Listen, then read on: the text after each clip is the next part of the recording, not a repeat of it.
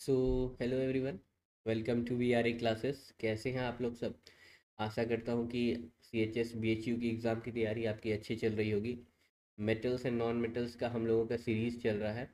And एक question है यहाँ पर जिसको कि मैं एक बार फिर से डिस्कस कर देता हूँ। उसमें थोड़ा सा कुछ इशू हो गया था। एक बार फिर से क्वेश्चन को पढ़ लेते हैं।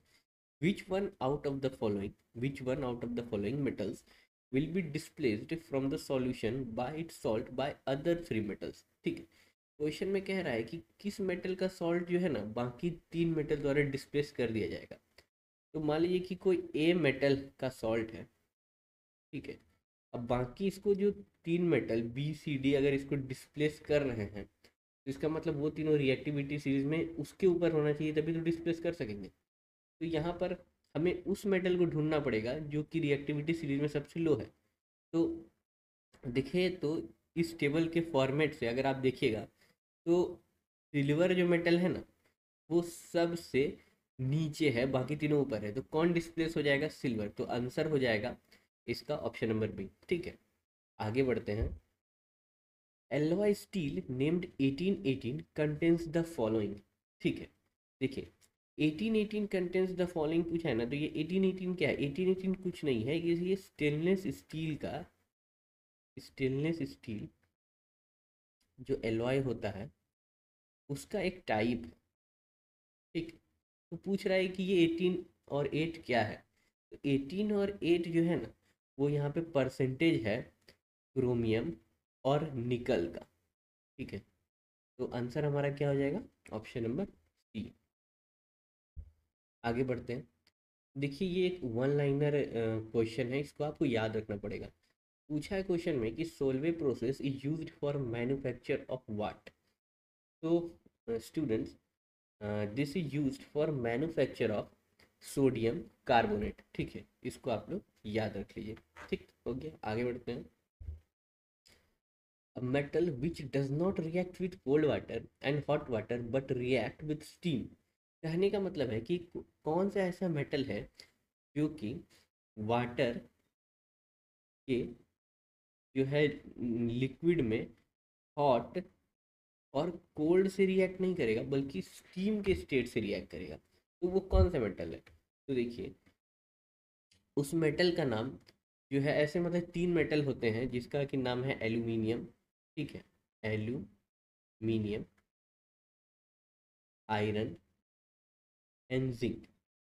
दीज थ्री मेटल, ये तीनों मेटल वाटर जब स्टीम फॉर्मेट में आ जाता है, स्टीम स्टेट में, तो ही रिएक्ट करते हैं। तो इसके हिसाब से हमारा ऑप्शन नंबर बी जो है वो आंसर हो जाएगा। Silver articles become black on prolong exposure to a. ये फील किया होगा जनरल लाइफ में भी कि सिल्वर के जो ऑर्नामेंट्स होते हैं वो थोड़े ब्लैकिश पड़ जाते हैं। ठीक है, तो ऐसा क्यों होता है? ऐसा इसलिए होता है क्योंकि देखिए, एयर में जो है ना हाइड्रोजन सल्फाइड नाम का गैस रहता है। ठीक है, कहीं पे ट्रेसेस होता है, कहीं पे ज़्यादा होता है, जैसे सीवेज वगैरह हो गया, जहाँ पे नाली वगैरह है वहाँ पे हाइड्रोजन सल्फाइड की मात्रा बहुत होती है। ये जो है ना बहुत ही रिएक्टिव गैस है, जिसके कारण सिल्वर रिएक्टिविटी सीरीज में नीचे होने के कारण भी ये रिएक्ट कर जाता है सिल्वर से। ठीक है, और क्या बना लेता है? सिल्वर, सॉरी, ये क्या बना लेता है? Silver sulphide. ठीक है, तो आंसर हो जाएगा ऑप्शन नंबर बी। ठीक, इसीलिए कहा भी जाता है कि चांदी के बर्तनों में, इनफैक्ट चांदी के चम्मच से अंडे को नहीं खाना चाहिए, क्योंकि अंडा में भी जो है ना सल्फाइड पाया जाता है, जिसकी वजह से वो रिएक्ट कर सकता है। ठीक है, तो आगे बढ़ते हैं हम लोग। Which one of the following alloys contain mercury as one of its constituents. देखिए, इस टाइप का क्वेश्चन आपको सॉल्व करने के लिए आपको एक चीज़ पता रहना चाहिए कि मरकरी का कोई भी एलॉय होगा ना, तो उसको कहते हैं अमलगम। तो ऑप्शन में देखिए कि अमलगम है, तो हाँ है। Bronze is an alloy of. तो बाबू लोग, ब्रॉन्ज जो है ना वो कॉपर और टिन का एलॉय है। ठीक है, और ब्रास जो है वो किसका एलॉय है? कॉपर और जिंक का। तो आंसर क्या हो जाएगा? Copper and zinc. Which of the following elements is a metalloid. ठीक है, देखिए, एक होता है मेटल, एक होता है नॉन मेटल।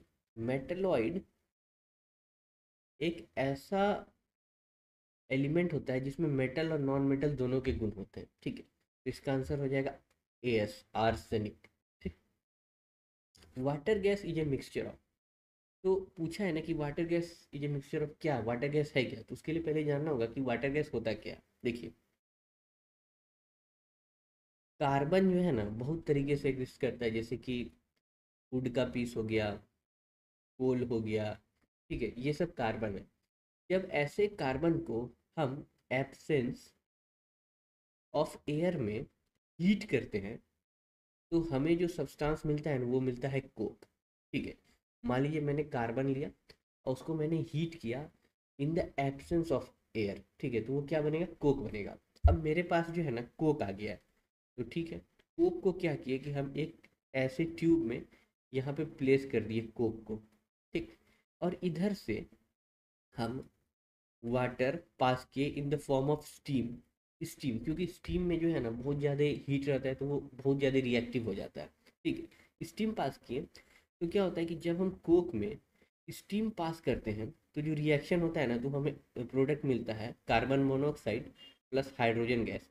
इसी को कहा जाता है वाटर गैस, इसी को कहा जाता है सिन गैस, ठीक है। तो इसका आंसर क्या हो जाएगा, दिस वन।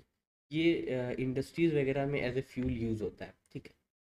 आगे बढ़ते हैं हम लोग।